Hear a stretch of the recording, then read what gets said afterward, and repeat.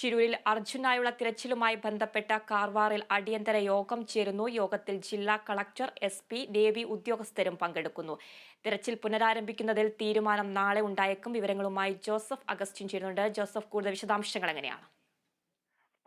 കോഴിക്കോട് സ്വദേശിയായിട്ടുള്ള അർജുനെയും മണ്ണിടിച്ചിൽ കാണാതായ രണ്ട് കന്നഡിഗരെയും കണ്ടെത്തുന്നതിന് വേണ്ടിയുള്ള തിരച്ചിൽ നാളെ തുടങ്ങുമെന്നാണ് ഇപ്പോൾ ലഭിക്കുന്ന സൂചന.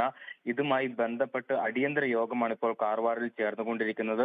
ഈ ജില്ലാ കളക്ടർ, അതുപോലെ തന്നെ ജില്ലാ പോലീസ് മേധാവി, ഈ നേവി അംഗങ്ങൾ തുടങ്ങിയവരാണ് ഈ യോഗത്തിൽ പങ്കെടുക്കുന്നത്. ഇന്ന് രാവിലെ നേവിയുടെ ഉദ്യോഗസ്ഥർ പുഴയിലിറങ്ങി പരിശോധന നടത്തിയിരുന്നു. ഈ അടിയൊഴുക്കുമായി ഗംഗാവലി പുഴയിലെ അടിയൊഴുക്കുമായി ബന്ധപ്പെട്ട പരിശോധനകളാണ് പ്രാഥമികമായും പൂർത്തിയാക്കിയത്. ഇതിന്റെ അടിസ്ഥാനത്തിൽ 4 നോട്ട്സ് മൈൽ വേഗതയിലാണ് അടിയൊഴുക്ക് എന്നാണ് ഇപ്പോൾ ലഭിക്കുന്ന വിവരം. അങ്ങനെയെങ്കിൽ നാളെ മുതൽ രക്ഷാദൗത്യം പുനരാരംഭിക്കാൻ കഴിയുമെന്നാണ് പ്രതീക്ഷിക്കുന്നത്. അതിന്റെ ഭാഗമായാണ് ഈ അടിയന്തരമായിട്ടുള്ള യോഗം ചേർന്നതെന്നും കരുതുന്നു. ഈ ഹൈക്കോടതി ഇന്ന് കേസ് പരിഗണിക്കാനിരിക്കുകയായിരുന്നു.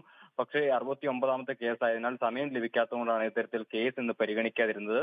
കഴിഞ്ഞ ദിവസം ഹൈക്കോടതി പ്രധാനമായും നിർദ്ദേശിച്ചിരുന്നത് ഒരു കാരണവശാലും തെരച്ചിൽ നിർത്തിവെക്കാൻ പാടില്ല എന്ന് കൃത്യമായും ഈ കർണാടക സർക്കാരിനോട് നിർദ്ദേശിച്ചിരുന്നു. പക്ഷേ തിരച്ചിൽ തുടരുന്നത് അസാധ്യമായ ഒരു കാര്യമാണ്. അതായത് ഈ 8 നോട്ട് വേഗതയിലാണ് അടിയൊഴുക്ക് എന്നതുകൊണ്ടാണ് ഇത്തരത്തിൽ തിരച്ചിൽ നടത്താത്തതെന്നാണ് കർണാടക സർക്കാർ ഹൈക്കോടതിയെ അറിയിച്ചത്. പക്ഷേ ഒരു കാരണവശാലും ഇത്തരത്തിൽ തിരച്ചിൽ നിർത്തിവെക്കാൻ പാടില്ലെന്ന് ഹൈക്കോടതി നിർദ്ദേശിച്ച ഒരു പശ്ചാത്തലത്തിൽ ഇന്ന് കൂടുന്ന ഒരു യോഗത്തിൽ പ്രധാനമായും ചർച്ചയാകുന്നത് നാളെ മുതൽ ഇത്തരത്തിൽ രക്ഷാദൗത്യം പുനരാരംഭിക്കാൻ കഴിയുമെന്ന ഒരു സൂചനയാണ് നമുക്ക് ലഭിക്കുന്നത്. എന്തായാലും ഇതുമായി ബന്ധപ്പെട്ട മുന്നൊരുക്കങ്ങളെല്ലാം ഇപ്പോൾ ജില്ലാ ഭരണകൂടം പൂർത്തിയാക്കിയിട്ടുണ്ട്. കഴിഞ്ഞ ദിവസങ്ങളിൽ നാവികസേനാ ഉദ്യോഗസ്ഥരുമായി ബന്ധപ്പെട്ട യോഗം വിളിച്ചു ചേർത്തിരുന്നു.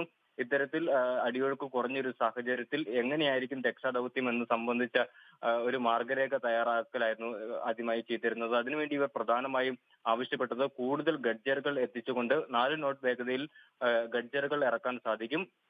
അങ്ങനെയെങ്കിൽ ഗഡ്ജറുകൾ കൂടുതലായി എത്തിച്ചുകൊണ്ട് 0.4, അതായത് ഈ ലോഹഭാഗത്തിന്റെ സാന്നിധ്യം കൂടുതൽ കണ്ടെത്തിയ 4ാം ഭാഗത്തിലേക്ക് ശ്രദ്ധ കൂടുതൽ കേന്ദ്രീകരിച്ചുകൊണ്ട് ഈ രക്ഷാദൗത്യം തുടരുന്നതിന് വേണ്ടിയിട്ടുള്ള നടപടികളായിരിക്കും ആദ്യഘട്ടത്തിൽ സ്വീകരിക്കുക. നാളെ 11 മണിക്ക് ഇത്തരത്തിൽ ഈ പുഴയിലിറങ്ങി പരിശോധന നടത്തും. അതിനുശേഷം ഇതുമായി ബന്ധപ്പെട്ട രക്ഷാദൗത്യം തുടങ്ങുമെന്ന് തന്നെയാണ് പ്രതീക്ഷിക്കുന്നത്.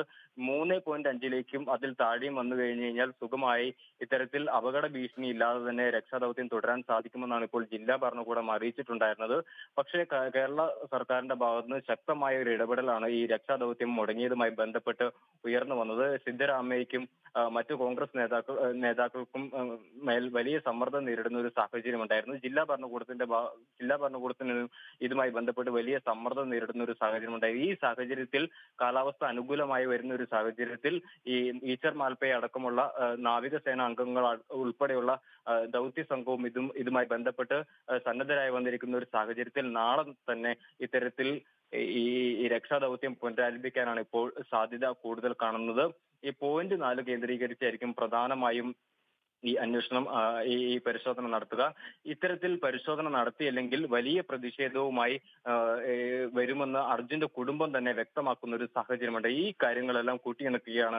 ഈ കാര്യങ്ങൾ കൊണ്ട് തന്നെയാണ് ഇത്തരത്തിൽ അടിയന്തരമായ ഒരു നിലപാട് സ്വീകരിക്കാൻ ഇപ്പോൾ കർണാടക സർക്കാരും ജില്ലാ ഭരണകൂടം നിർബന്ധിതമായിരിക്കുന്നത്. ഇന്ന് ചേരുന്ന അടിയന്തര യോഗത്തിന് ശേഷം ഇതുമായി ബന്ധപ്പെട്ട കൃത്യമായ ആക്ഷൻ പ്ലാനുകൾ തയ്യാറാക്കി മുന്നോട്ട് പോകാൻ തന്നെയാണ് ഇവരുടെ തീരുമാനം.